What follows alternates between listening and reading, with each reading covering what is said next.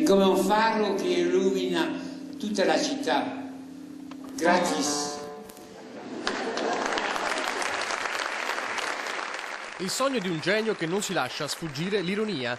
Il sogno di una rivoluzione per Marghera, ma non solo.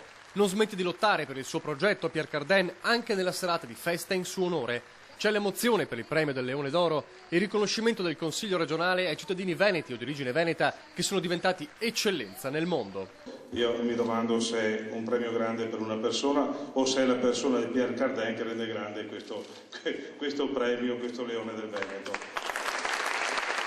C'è la suggestiva cornice del teatro La Fenice, c'è l'abbraccio della gente per il genio della creatività che l'anagrafe faceva a Pietro Cardin e che a 2 anni con i genitori lasciò San Biagio di Callalta nel Trevigiano per iniziare la sua grande avventura.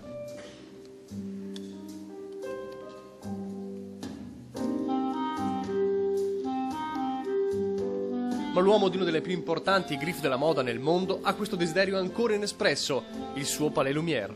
Con 30 ettari ecologici di fiori, di alberi, di bellezza, per dare ai veneti una visione in fronte a non avere quelle fabbriche e quel petrolio. Ha incontrato molti ostacoli sul suo cammino, rimane un ultimo muro, quello dei vincoli della soprintendenza ai beni paesaggistici, senza dimenticare la guerra a distanza con la Fondazione Italia Nostra, per la quale la Torre di Luce è un ecomostro, ma Pierre Cardin non si arrende. Sarebbe la più grande luce della mia vita, sarebbe da tenere questa candela così, perché ha un riflesso mondiale, capito? Non è il senso solo di non fare della pretensione di fare questo palazzo, perché non lo vedrò forse anche mai.